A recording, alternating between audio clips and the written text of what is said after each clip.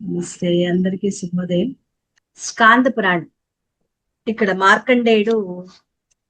మార్కండేయుడు మహర్షి ఆశ్రమం గురించి చెప్పుకున్నాము. రేవాఖండం గురించి. మార్కండేయుడు తన గురించి చెప్తూ, విష్ణు ప్రసాదం వల్ల నేను 7 కల్పక్షయాలు చూశాను. లోకాలన్నీ ఆదిత్యుల వల్ల నశించిపోయాయి. లోకమంతా జలమయమైపోయింది. ఆ సమయంలో నేను నీటిలో ఈదుకుంటూ తిరుగుతున్నాను. ఆ నీటిలో సూర్య తేజస్సుతో సమానుడైన పురుషుణ్ణి చూశాను. తర్వాత నాకు ఒక పర్వతం కనిపించింది. మనువు, అతని సంతానం కనబడ్డారు. వారు కూడా చక్రంలాగా గుండ్రంగా తిరుగుతున్నారు. ఇంతలో నాకు ఒక పెద్ద చేప కనపడింది. ఆ మత్స్యం నన్ను రమ్మనమని పిలిచింది. మహేశ్వరుడే మత్స్య రూపంలో ఉన్నాడు. ఇప్పటికే నేను బాగా అలసిపోయి స్పృహ తప్పి మత్స్యం నోటిలోకి చేరుకున్నాను. ఆ సముద్ర మధ్యంలో నాకు ఒక నది కనిపించింది. ఆ నది ఒడ్డున ఒక సుందరమైన స్త్రీ కనిపించింది. ఎవరు నువ్వు అని అడిగాను. నేను ఈశ్వరుని శరీరం నుంచి ఉద్భవించాను. పాపాలను హరించి పుణ్యాన్ని ఇస్తాను. నేను నదిని. నన్ను ఆశ్రయించాక నీకు ఇంక భయం అక్కర్లేదు. నీ కోసం ఈ పడవ తీసుకొచ్చాను. ఆ పడవలో శంకరుడున్నాడు. ఆ పడవకు నాశనం ఉండదు అని ఆ దేవి చెప్పింది. ఆమె మాటలు వినగానే నాకు ఆశ్చర్యం వేసింది. నేను మనువు ఆ పడవలో ప్రవేశించాం. అక్కడ ఉన్న రుద్రుడికి నమస్కరించి స్తుతించగానే రుద్రుడు ప్రసన్నమై వరం కోరుకోమని అడిగాడు. నేను పరమేశ్వరుని పాదాలకు నమస్కరించాను. ఆయన త్రికూట పర్వతం చేరుకున్నాడు. అక్కడ నేను పరమేశ్వరునితో కలిసి 1000 యుగాలు ఉన్నాను అని మార్కండేయ మహర్షి చెప్పగా, మహర్షి, ఆ మహార్ణవంలో తిరుగుతున్న స్త్రీ ఎవరో తెలుసుకోవాలని కుతూహలంగా ఉంది అని ధర్మరాజు మార్కండేయుని అడిగాడు. రాజా, నేను ఇదే ప్రశ్న మనువుని అడిగాను. మనువు చెప్పిన విషయాన్ని నేను నీకు చెప్తాను, శ్రద్ధగా విను అని మార్కండేయుడు చెప్తున్నాడు. పూర్వం శివుడు తపస్సు చేశాడు. మహేశ్వరునితో పాటు ఉమాదేవి కూడా అక్కడే ఉండి ఘోరమైన తపస్సు చేయటం వల్ల పరమేశ్వరుడికి చెమట పట్టింది. ఆ చెమటకి పర్వతమంతా తడిసిపోయింది. ఆ చెమటే నదిగా ప్రవహించింది. ఆ నది స్త్రీ రూపం ధరించి కృతయుగంలో 10,000 సంవత్సరాలు రుద్రుణ్ణి ఆరాధించింది. శంకరుడు ప్రత్యక్షమై నీ మనసులోని కోరికేదో చెప్పు అని అడిగాడు. ప్రభు, ప్రళయకాలంలో స్థావర జంగమాలు నశించే సమయంలో నేను అక్షయరాలనే ఉండేటట్లుగా నాకు వరాన్ని ప్రసాదించు అని ఆ నది కోరుకుంది. అంతేకాకుండా నాలో స్నానం చేసేవారు పాప విముక్తలయ్యేట్లుగా చూడు. జాహ్నవిలాగా నేను పూజితురాలనయ్యేటట్లుగా వరాన్ని ప్రసాదించు. గంగా నదిలాగా నన్ను దక్షిణ గంగా అని పిలవాలి. సర్వ తీర్థాల్లో స్నానం చేసిన ఫలితం నాలో స్నానం చేయటం వల్ల కలిగేట్లుగా చూడు. బ్రహ్మహత్య పాపం చేసిన నాలో 1 నెల స్నానం చేసిన పోయేటట్లుగా అనుగ్రహించు.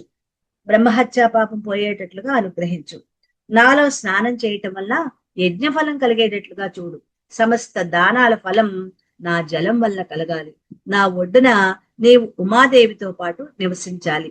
నా జలంలో మరణించిన వారికి స్వర్గ నివాసం కలగాలి. ప్రభు, నీవు అనుగ్రహిస్తే నేను ముల్లోకాల్లోనూ మహాపాతక నాశనం అవుతాను అని నర్మదా శివుణ్ణి ప్రార్థించింది. నర్మదా, నీవు కోరుకున్నట్లే జరుగుతుంది. ఆ వరాలను పొందటానికి నువ్వు తప్ప మరొకరు అర్హులు కాదు. నీవు నా దేహం నుండి పుట్టినప్పుడే సర్వపాప విమోచములు అయ్యావు. ఈ నదీ తీరంలో నివసించే సర్వ ప్రాణులు సద్గతిని పొందుతాయి. దక్షిణ ఒడ్డున మరణించిన వారు పితృలోకానికి చేరుకుంటారు. నేను, ఉమాదేవి నీ తీర భాగంలో ఎక్కడో అక్కడ ఉంటాం. నర్మదా, వెళ్ళిరా అని ఆశీర్వదించి మహేశ్వరుడు అదృశ్యమయ్యాడు. సోణ మహానది, నర్మద, సురస, అమృత, మందాకిని, దశార్ల, చిత్రకూట, తమస, విదిశ, కరభ, యమున, చిత్రోత్పల, విపాస, అంజుని, వాలువాహిని అని నర్మదకు 15 పేర్లున్నాయి. నర్మద చరిత్ర మరింత వివరంగా చెప్పండి అని ధర్మరాజు వినయంగా అడిగాడు. రుద్రుని చెమట వల్ల నర్మదా నది ఒక యుగంలో జన్మించింది. ఇక మహేశ్వరుడు ఉమా సన్నిహితుడై ఉండగా వ్యామోహం వల్ల పరమేశ్వరుని వక్షస్థలం నుంచి ఒక కన్యగా మరొక యుగంలో జన్మించింది. ఒక యుగంలో చెమట వల్ల జన్మించింది. ఇంకొక యుగంలో వక్షస్థలం, పరమేశ్వరుని యొక్క వక్షస్థలం నుంచి ఒక కన్యగా జన్మించింది నర్మదా నది. ఆమె సౌందర్యాన్ని చూసి 3 లోకాలు మోహావేశాన్ని పొందాయి. ఆమెను వివాహం చేసుకోవాలని దేవతలు, అసురులు అందరూ అనుకున్నారు. ఎవరు అధిక బలవంతులవుతారో వారే ఆ కన్యకు భర్త అవుతాడు అని పరమేశ్వరుడు చెప్పాడు. దేవదానవులు ఆమెను వివాహం చేసుకోవడానికి అప్పుడు పోటీ పడ్డారు. వీరి పోట్లాట చూసి నర్మద అంతర్ధానమైపోయింది. దేవదానవులు 11 సంవత్సరాలు పడరాని పాటలు పడ్డారు. ఆ సమయంలో నర్మద తర్వాత తిరిగి ప్రత్యక్షమైంది. దేవతలు తలలు వంచుకుని వెళ్లిపోయారు. నర్మద, నీవు వీరి కర్మలను బట్టి విడిగా నర్మ అంటే సుఖాన్ని ఇస్తావు కాబట్టి, నర్మ అంటే సుఖం అనమాట. సుఖాన్ని ఇస్తావు కాబట్టి నీ పేరు నర్మద అని పరమేశ్వరుడు చెప్తున్నాడు. నర్మదను సముద్రుడికి ఇచ్చి వివాహం చేశారు. నర్మద వృక్ష శైలేంద్రం అనే నుండి పరుగులు పెడుతూ సముద్రంలో కలిసిపోయింది. ఈ వృత్తాంతం మత్స్యకల్పంలో జరిగింది.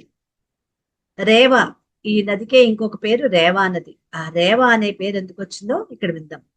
3వ యుగాంతంలో పరమేశ్వరునికి సమస్త సృష్టిని దగ్ధం చేశాడు పరమేశ్వరుడు.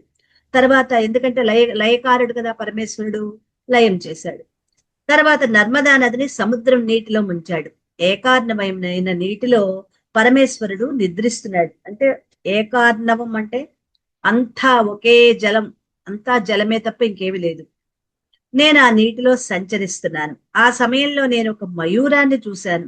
ఆ మయూర రూపం రౌద్రంగా ఉంది. దాని వెంట ఒక నది తిరుగుతోంది. ఆ నదిని చూసి మయూర రూపంలో ఉన్న పరమేశ్వరుడు, ఎవరు నువ్వు? సమస్త నదులు నశించినా నువ్వెలా తిరుగుతున్నావు అని అడిగాడు. దేవేశ, నీ దయవల్ల నాకు మృత్యువు లేదు కదా. దేవా, నీవు తిరిగి సృష్టి ప్రారంభించు, రాత్రి గడిచిపోయింది అని ఆ నది మయూర రూపంలో ఉన్న పరమేశ్వరుని కోరింది. ఆ మయూరపు రెక్కల నుంచి సృష్టి ప్రారంభమైంది. ఆ సృష్టితో పాటుగా నర్మదా నది కూడా తిరుగుతోంది. ఆ ప్రాంతంలో ఒక పర్వతం కనపడింది. ఆ పర్వతం 2 కమ్ములున్న ఆబోతులాగా కనబడుతోంది. వాటి మధ్యలోంచి, ఆ కొమ్ముల మధ్యలోంచి ఒక నది ప్రవహిస్తోంది. 3 శిఖరాల మధ్య భాగం నుంచి ప్రవహించటం వల్ల దానిని త్రికూటి అనే పేరుతో పిలిచారు. ఆ నదే పితృదేవతలని రక్షిస్తుంది. 2వ శిఖరం నుంచి వెలువడిన గంగ భూమికి చేరింది. ఆ పర్వతంలోని 3వ శిఖరం 7 ముక్కలైంది. 3 శిఖరాలలో 2వ శిఖరం నుంచి గంగ భూమికి చేరితే ఆ 3వ శిఖరం 7 ముక్కలైంది. అవే జంబూ ద్వీపంలోని సప్తకుల పర్వతాలు అయ్యాయి. జంబూ ద్వీపం అంటే భారతదేశం. ఇందులో సప్తకుల పర్వతాలు అయ్యాయి. తర్వాత పరమేశ్వరుడు గంగా నదిని ఉత్తర దిక్కుగాను, నర్మదా నదిని దక్షిణ దిక్కుగాను ప్రవహించమని ఆదేశించాడు. ఆ నది వేగంగా ప్రవహిస్తూ దక్షిణ దిక్కుగా ప్రవహించింది. మహాదేవుని ప్రేరణతో బయలుదేరి రావటం వల్ల నర్మదకు మహతి అనే పేరు కూడా వచ్చింది. నర్మదా నదిలోని నీరు దిగ్గజాలు కలిచివేసిన ఏ మాత్రం రుచి చెడిపోదు. కాబట్టి సురస అనే పేరు కూడా వచ్చింది. లోకంలోని ప్రాణులపై నర్మద కృప చూపిస్తోంది. కాబట్టి కృప అనే అంటే నర్మదకి ఎన్ని రకాల పేర్లు ఉన్నాయో, ఎలా వచ్చాయో చెప్తున్నారు అన్నమాట. కృప అనే పేరు వచ్చింది. ఆ నది కల్పవృక్షాలు చల్లుతున్న పుష్పాలపై అలంకరించబడి నెమ్మదిగా ప్రవహిస్తుంది. అంటే నదిలో ఆ కల్పవృక్షాల చేత చల్లుతున్న పుష్పాలన్నీ కూడా నదిలో ప్రవహించటం వల్ల మందాకిని అనే పేరుతో పిలుస్తున్నారు. మహార్ణవాన్ని చీల్చుకుని భూలోకంలో ప్రవహించటం వల్ల నర్మదకు మహార్ణవ అనే పేరు కూడా ఉంది. నర్మదా నదిలో ఏనుగులు, ఎలుగుబంట్లు కలిచివేస్తున్న అందమైన కలువు పూలతో చిత్ర విచిత్రంగా కనపడటం వల్ల దాన్ని చిత్రోత్పల అనే పేరుతో పిలుస్తారు. నర్మదా నది త్రికూట పర్వతాన్ని చీల్చుకుని మహారవం, రవం అంటే ధ్వని అన్నమాట, పెద్ద ధ్వనితో ప్రవహించటం వల్ల దీన్ని రేవా నది అని పిలుస్తారు. ఇప్పటికీ రేవా నది అని అంటూ ఉంటారు. నర్మదా నది శాపాలతో, దుఃఖాలతో బాధలు అనుభవిస్తున్న వారి పాపాలని పోగొడుతుంది. కాబట్టే దీన్ని విపాప అని కూడా అంటారు. సంసారం అనే పాసం నుంచి విడిపించే నదే కాబట్టి దీన్ని విపాస అని కూడా అంటారు. నర్మదా నదిలో నీరు స్వచ్ఛంగా, విమలంగా ఉంటుంది. అందుకే దీన్ని విమల అని కూడా అంటారు. చంద్రుని కిరణాల వంటి స్వచ్ఛమైన తెల్లని నీరు కలది కాబట్టి ఈ నర్మదకు ఇంకొక పేరు కరభ. భారతదేశంలోని ప్రజలను రంజింపచేస్తోంది కాబట్టి రంజన. నర్మదా నదీ తీరంలో జన్మించిన సమస్త ప్రాణులను స్వర్గానికి చేరుస్తుంది కాబట్టి వాయువాహిని అనే పేరు. ఇన్ని పేర్లు నర్మదకు వచ్చాయి. ఈ విధంగా నర్మద ఈ నామాల ఉత్పత్తిని ఎవరైతే తెలుసుకుంటారో వాళ్ళు పాప విమోచనలై రుద్రలోకానికి చేరుకుంటారు. ధర్మరాజా, నర్మదా నదీ తీరంలో ఇంకా ఉన్న కొన్ని తీర్థాలు క్షేత్రాలు ఉన్నాయి, వాటిని కూడా వివరిస్తాను, శ్రద్ధగా విను అని మార్కండేయుడు చెప్పటం ప్రారంభించాడు. జ్వాలా నర్మదా సంగమం. జ్వాలా నది శివుడి చేత సృష్టించబడింది. ఆ నది బాణుని నగరాన్ని ముంచెత్తి యమునా నదిలో కలిసింది. ఆ సంగమ ప్రదేశంలో స్నానం చేసి పితృదేవతలకి తర్పణాలు చేసిన వాళ్ళకి పౌండరీక యాగం చేసిన ఫలితం కలుగుతుంది. ఆ తీరంలో అనాశకం ఆచరించిన వాళ్ళు రుద్రలోకానికి చేరుకుంటారు. ఇవన్నీ వేద విధులు అన్నమాట. తర్వాత అమరకంటక తీర్థం. అమరకంటకం 100 యోజనాల పుణ్యప్రదమైంది. అక్కడ 1,000,000 రుద్రులున్నారు. అందువల్ల ఆ ప్రదేశం పుణ్యమైంది. అక్కడ ఉన్న పర్వతానికి ప్రదక్షిణ చేసిన వారికి భూమిని ప్రదక్షిణ చేసిన పుణ్యం లభిస్తుంది. త్రివిధ పాతకాలు నశిస్తాయి. శక్రేశ్వర తీర్థం. అమరేశ్వర తీర్థానికి పక్కగా శక్రేశ్వర తీర్థం ఉంది. ఆ తీర్థాన్ని ఇంద్రుడు స్థాపించాడు. బ్రహ్మకుండం. బ్రహ్మకుండాన్ని బ్రహ్మ నిర్మించాడు. అక్కడికి సమీపంలో హంసతీర్థం, మహాకళేశ్వర తీర్థం, మాతృకేశ్వర తీర్థం ఉన్నాయి. ఆ తీర్థాల్లో స్నానం చేస్తూ దానాలు చేసినట్లయితే పాపాలు నశిస్తాయి. భృంగతుంగ. భృంగతుంగలోని భైరవుడు ప్రసిద్ధుడు. ఆయనకు దక్షిణంగా చపలేశ్వర తీర్థం ఉంది. ఆ తీర్థాన్ని సేవిస్తే దుఃఖాలు నశిస్తాయి. వీరిని అర్చిస్తే యాత్రా ఫలం కూడా కలుగుతుంది. వీళ్ళని సేవించకుండా ముందుకు వెళితే అనేక విఘ్నాలు కలుగుతాయి. కావేరీ సంగమ మహాక్షేత్రం మహాత్యం. కుబేరుడు ఈ తీర్థాన్ని సేవించి యక్షులకు అధిపతి అయ్యాడు. అతడు కావేరి నర్మదా సంగమ ప్రదేశంలో స్నానం చేసి శాస్త్రోక్తంగా శివుణ్ణి ఆరాధించాడు. ఈ విధంగా 100 సంవత్సరాలు గడిచేప్పటికీ కుబేరునికి పరమేశ్వరుడు ప్రత్యక్షమై కావలసిన వరాన్ని కోరుకోమన్నాడు. దేవేశ, నీవు అంగీకరించినట్లయితే యక్షులకు నాయకుడు అయ్యేటట్లుగా వరాన్ని ప్రసాదించు అని కోరుకున్నాడు కుబేరుడు. నీవు కోరుకున్నట్లే జరుగుతుంది అనే వరాన్ని ప్రసాదించి పరమేశ్వరుడు అంతర్ధానమయ్యాడు. తర్వాత కుబేరుడు ఆ సంగమంలో స్నానం చేసి ఇంటికి వెళ్ళాడు.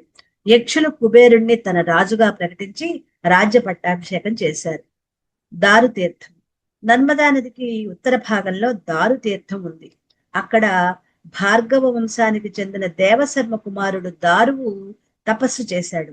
ఆ తపస్సులోనే దారువు మరణించాడు.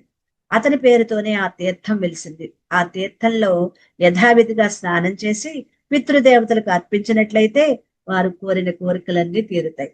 అది దారుతీర్థం. తర్వాత బ్రహ్మవర్త తీర్థం. నర్మదా నదీ తీరంలో బ్రహ్మవర్తం అనే తీర్థం ఉంది. అది 3 లోకాల్లోనూ ప్రసిద్ధమైంది. అన్ని పాపాలు నశింపచేస్తుంది.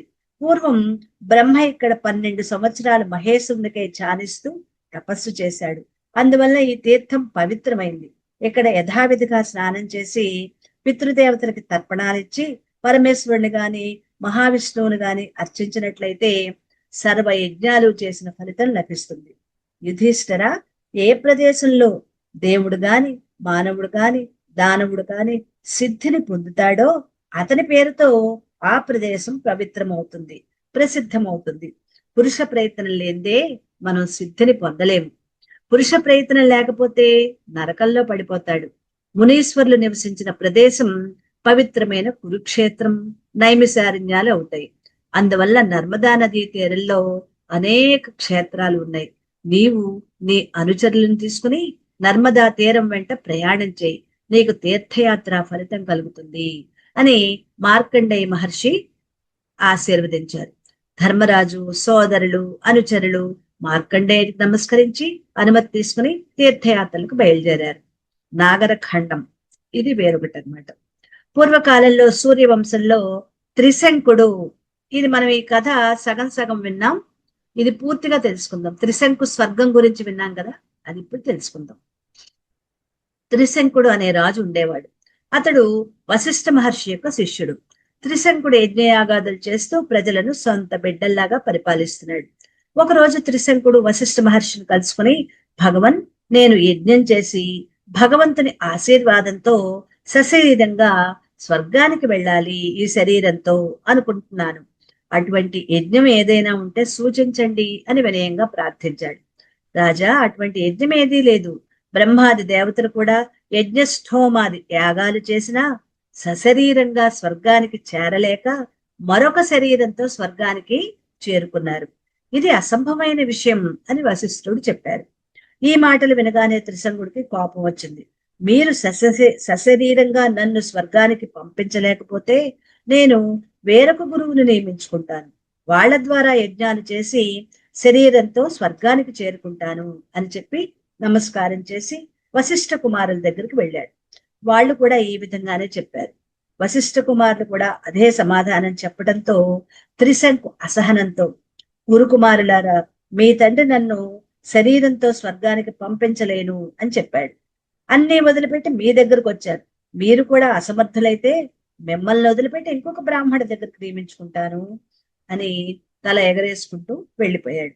రాజా, నీ హితాన్ని కోరే గురువుని వదిలిపెట్టావు, అందువల్ల నువ్వు చండాలుడివై అందరి చేత నిందించబడతావు అని గురుపుత్రులు అతన్ని శపించారు. వెంటనే త్రిశంకుడు కురూపే చండాలుడు అయ్యాడు.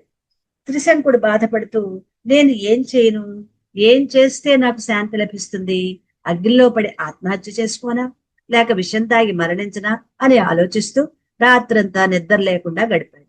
అర్ధరాత్రి అయింది. మంత్రులను పిలిచి వారికి శాప వృత్తాంతాన్ని చెప్పాడు. ఈ విషయాన్ని తెలుసుకుని మంత్రులు కుమారులు అందరూ బాధపడ్డారు. మంత్రులారా, నా యందు భక్తిభావం మీకు ఉన్నట్లయితే నా కుమారుడైన హరిశ్చంద్రుణ్ణి రాజుగా చెయ్యండి. అంటే త్రిశంకుని కొడుకు హరిశ్చంద్రుడు అని చెప్పి త్రిశంకుడు అరణ్యానికి వెళ్ళిపోయాడు. మంత్రులు హరిశ్చంద్రునికి రాజ్య పట్టాభిషేకం చేశారు. విశ్వామిత్రంతో సమానమైన మహర్షి ఈ లోకంలో మరొకరు లేరు, ఆయన్ని ఆశ్రయిస్తాను అని త్రిశంకుడు నిశ్చయించుకుని కురుక్షేత్రానికి ప్రయాణమయ్యాడు. చాలా కాలం ప్రయాణించి విశ్వామిత్రుని ఆశ్రమానికి చేరుకున్నాడు. ఆశ్రమంలో శీతల వాయువు వల్ల త్రిశంకునికి శరీర శ్రమ అంతా పోయింది. నెమ్మదిగా ఆశ్రమంలోకి ప్రవేశించాడు. తపస్సు చేసుకుంటున్న విశ్వామిత్రుని చూశాడు. మునీశ్వరునికి సాష్టాంగ నమస్కారం చేసి, మునీశ్వర, నన్ను ఈ శాపం నుంచి విముక్తి కల్పించమని ప్రార్థిస్తున్నాను అని త్రిశంకుడు వేడుకున్నాడు. రాజా, నీవు వశిష్ఠుని శిష్యుడు కదా, నీకు ఈ శాపం ఎలా వచ్చింది? నీకు వశిష్ఠ కుమారులు అసలు ఎందుకు శాపం ఇచ్చారు అని విశ్వామిత్రుడు అడిగాడు. మహర్షి, నేను సశరీరంగా స్వర్గానికి చేరుకునే యజ్ఞాన్ని సూచించమని వశిష్ఠుడిని వేడుకున్నాను. ఏ యజ్ఞం చేసినా నీవు శరీరంతో స్వర్గానికి చేరుకోలేవు అని గురువుగారు చెప్పారు. నేను మరొకరిని వేడుకుని స్వర్గానికి చేరుకుంటానని చెప్పి మీ దగ్గరకు బయలుదేరి వచ్చాను. ఈ విషయాన్ని తెలుసుకుని వశిష్ఠ కుమారులు చండాలులుగా జీవించమని శపించారు. మాట ఎక్కడ మార్చాడో చూడండి, ఎలా మారిపోతూ ఉంటాయో మాటలు. ఈ శాపానికి విమోచన మీరే సూచించాలి, మీరు నన్ను రక్షించగలరని ఇక్కడికి వచ్చాను అని త్రిశంకుడు వేడుకున్నాడు. రాజా, భయపడకు, నీ చేత యజ్ఞం చేయించి స్వర్గానికి నేను పంపిస్తాను. నీకు శాప విమోచనం జరిగేంత వరకు నాతో తీర్థయాత్రలకు రా అని విశ్వామిత్రుడు త్రిశంకుడిని తీసుకుని తీర్థయాత్రలకు బయలుదేరాడు. ఎన్ని ప్రదేశాలు తిరిగినా త్రిశంకునికి శాప విమోచనం జరగలేదు. త్రిశంకుడు విశ్వామిత్రుడు తీర్థయాత్రలు చేస్తూ అద్భుతాచలం చేరుకున్నారు. అక్కడ అచలేశ్వరుణ్ణి దర్శించుకున్నారు. మహర్షి, మీరు ఎక్కడి నుంచి వచ్చారు, మీ వెనక ఉన్నది ఎవరు అని మార్కండేయ మహర్షి విశ్వామిత్రుడిని అడిగాడు. మార్కండేయ, ఈయన త్రిశంకుడు, రాజుల్లో శ్రేష్ఠుడు. వశిష్ఠుని కుమారుల శాపం వల్ల ఈ విధంగా తయారయ్యాడు. ఆయనకు శాప విమోచనం కలిగే వరకు వెనువెంటనే ఉండే తీర్థయాత్రలు నేను చేయిస్తానని మాట ఇచ్చాను. ఈ విధంగా తీర్థయాత్రలు చేస్తూ ఇక్కడికి వచ్చాం. ఇంతవరకు శాప విమోచనం కలగలేదు. ఏదైనా తరుణోపాయం చెప్పండి అని విశ్వామిత్రుడు మార్కండేయుని ప్రార్థించారు. మునీశ్వర, ఈ పర్వతానికి నైరుతి దిశలో ఆనర్త దేశం, దానికి దగ్గరలో దేవతలు సువర్ణమయమైన శివలింగాన్ని ప్రతిష్ఠించారు. ఆ శివలింగాన్ని హాటకేశ్వరుడు అని పిలుస్తారు. అక్కడ పాతాళ గంగ ఉంది.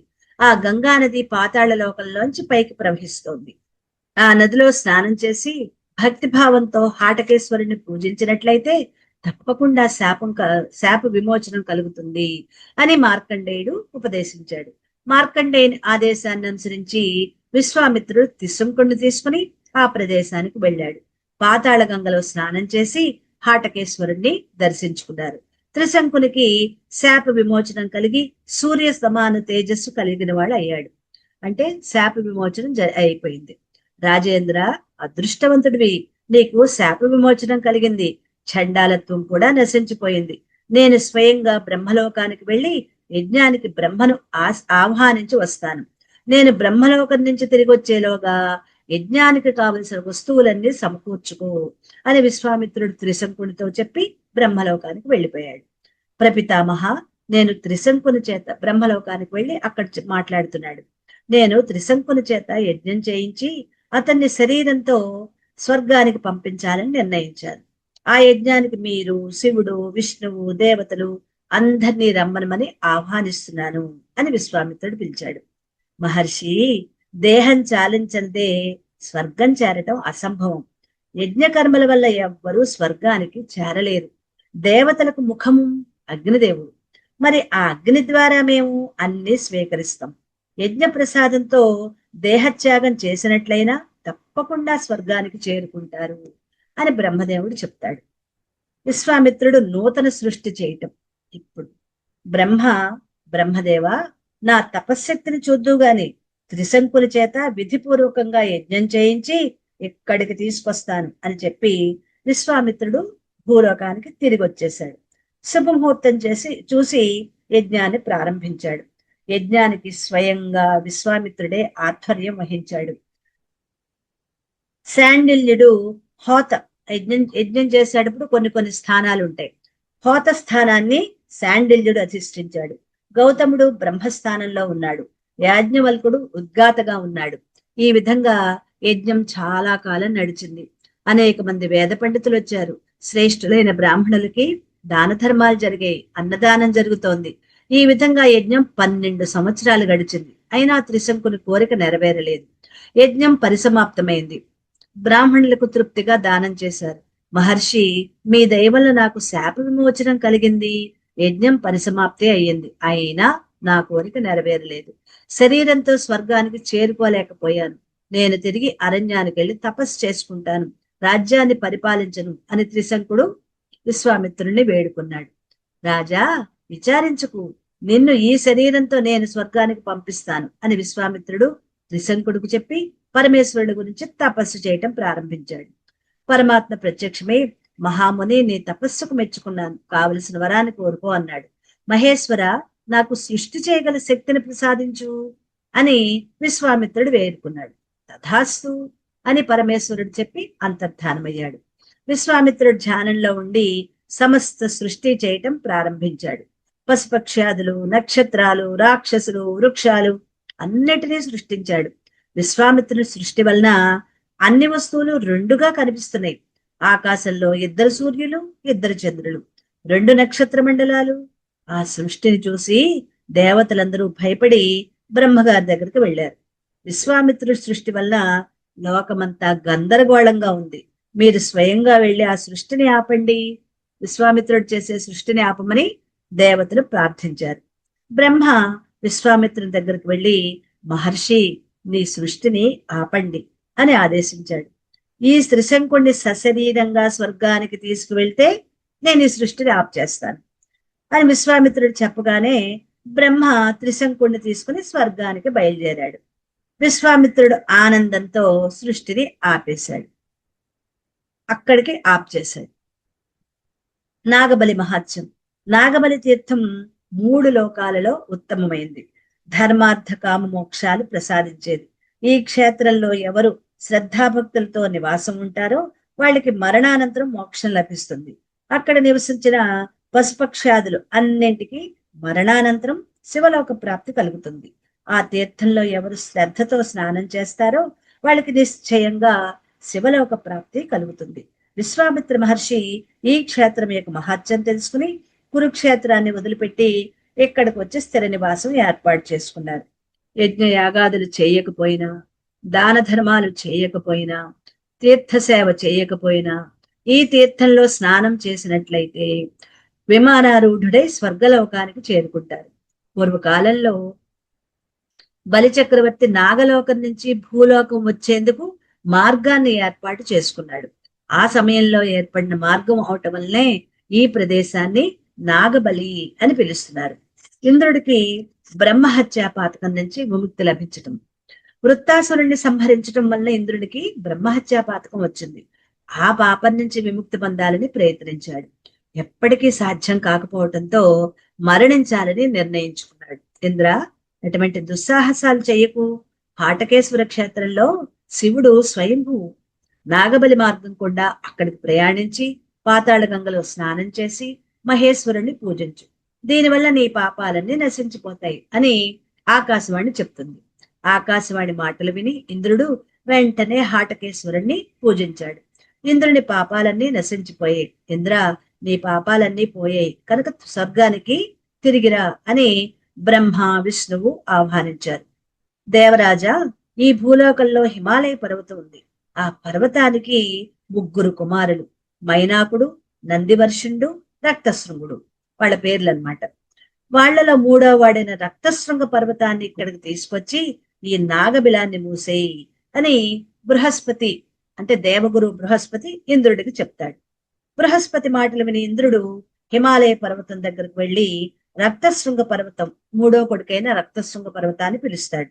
రమ్మనమని పిలిచాడు. అప్పుడు ఆ రక్తశృంగుడు అంటున్నాడు, ఇంద్ర, నీవు నా రెక్కలు నరికివేయటం వల్ల నేను రాలేను. ఏదైనా మార్గాంతరం ఉంటే ఆలోచించు అని రక్తశృంగ పర్వతం చెప్తుంది. రక్తశృంగ పర్వతమా, నేను నిన్ను ఎత్తుకుని తీసుకెళ్తాను. అక్కడ నీపై వృక్ష సంపద అభివృద్ధి చెందుతుంది. నీ పరిసర ప్రదేశం పుణ్యతీర్థం అవుతుంది. దేవ మందిరాలు నిర్మించబడతాయి, మునుల ఆశ్రమాలు నిర్మించబడతాయి. నీ దగ్గర నివసించే పాపాత్ములు కూడా పుణ్యాత్ములవుతారు. అందువల్ల నీవు నాతో రా అని రక్తశృంగాన్ని పిలుస్తాడు ఇంద్రుడు. ఇంద్ర, నీవు ప్రసాదించిన వరాలన్నీ నాకు ఆనందం కలిగించింది. సంపూర్ణ ఐశ్వర్యం లభించినట్లుగా ఉంది అని రక్తశృంగుడు అంటాడు. రక్తశృంగ, ఆ ప్రదేశంలో చమత్కారుడు అనే రాజు ఉన్నాడు. అతను నీ శిఖరాలపై ఒక నగరాన్ని నిర్మిస్తాడు. ఆ నగరంలో వేదాంగాలు పఠిస్తూ బ్రాహ్మణులు నివసిస్తూ నీకు ఐశ్వర్యాన్ని కలిగిస్తారు. కృష్ణ చతుర్దశి రోజున నేను వచ్చి హాటకేశ్వరుణ్ణి పూజిస్తాను. దానివల్ల నీ ఖ్యాతి 3 లోకాలలో కూడా విఖ్యాతిగా పొందుతుంది. నేను స్వర్గానికి వెళ్తాను, నీకు శుభం కలుగుతుంది అని చెప్పి ఇంద్రుడు స్వర్గానికి వెళ్ళిపోయాడు. ఇంద్రుడు వెళ్ళిపోయిన తర్వాత రక్తశృంగుడు నాగబలి బిలాన్ని మూసివేశాడు. ఆ శిఖరాలపై అనేక తీర్థాలు వెలిసాయి. మునులు ఆశ్రమాలు నిర్మించుకున్నారు. అదే సమయంలో ఆనర్తపు దేశపు రాజు అయిన చమత్కారుడు మునులు ఆ శిఖరాలపై విహరించడానికి వచ్చాడు. దూరంగా ఒక చెట్టు కింద ఒక లేడి తన పిల్లలకి పాలిస్తోంది. చమత్కారుడు బాణంతో ఆ లేడిని కొట్టాడు. మృగం బాధతో విలవెల్లాడుతూ 4 దిక్కులా చూసింది. కొంచెం దూరంలో బాణం పట్టుకుని నిలబడిన రాజును చూసి, రాజా, నీవు అనుచిత కార్యాన్ని చేశావు. పిల్లలకు పాలు ఇస్తున్న నన్ను బాణంతో కొట్టావు. నేను మరణిస్తానని భయం నాకు లేదు. నా పిల్లల గురించి బాధపడుతున్నాను. నీకు వెంటనే కుష్ఠరోగం సంభవిస్తుంది అని మృగం రాజును శపించింది. రాజులకు వేట సహజం, ఆ ధర్మాన్నే నేను పాటించాను. అయినా నన్ను శపించటం నీకు తగదు అంటాడు చమత్కారుడు. రాజా, నువ్వు చెప్పింది నిజమే, కానీ క్షత్రియులు కూడా కొన్ని ధర్మాలున్నాయి. మైథునాసక్తి గల జంతువులను, పాలిస్తున్న జంతువులను సంహరించకూడదు. నేను పాలిస్తుండగా నాపై బాణప్రయోగం చేశావు, అందుకే నిన్ను శపించాను అని చెప్పి మృగం మరణించింది. చమత్కారుడు కుష్ఠరోగంతో బాధపడసాగాడు. పరమేశ్వరుణ్ణి ఆరాధిస్తే గాని ఈ రోగం బాధ తగ్గదు అని రాజు తన మంత్రులకు చెప్పి తపస్సు చేసుకోవటానికి అడవులకు వెళ్ళిపోయాడు. చమత్కారుడు తపస్సు చేసుకోవటానికి తగిన ప్రదేశాన్ని వెతుక్కుంటూ తీర్థయాత్రకు బయలుదేరాడు. ఎన్ని తీర్థాలు సేవించినా రాజు యొక్క కుష్ఠరోగం పోలేదు. తపస్సు చేసుకోవటానికి తగిన ప్రదేశము కనపడలేదు. రాజు మనస్సులో వైరాగ్యం ఏర్పడింది. ఒక రోజు తీర్థయాత్రలు చేసుకుంటూ కొంతమంది బ్రాహ్మణులు ఈ రాజు చమత్కారుని దగ్గరికి వచ్చారు. రాజు వారికి అతిథి సత్కారాలు చేసి, బ్రాహ్మణోత్తములారా, నేను ఆనర్త దేశానికి చెందిన సూర్యవంశపు రాజును. నా పేరు చమత్కారుడు. నేను శాపవశం చేత కుష్ఠరోగంతో బాధపడుతున్నాను. ఈ రోగం నుంచి ఉపశమనం పొందే మార్గాన్ని ఉపదేశించండి అని వేడుకున్నాడు. రాజా, ఇక్కడికి కొద్ది దూరంలో ప్రసిద్ధమైన శంకు తీర్థం ఉంది.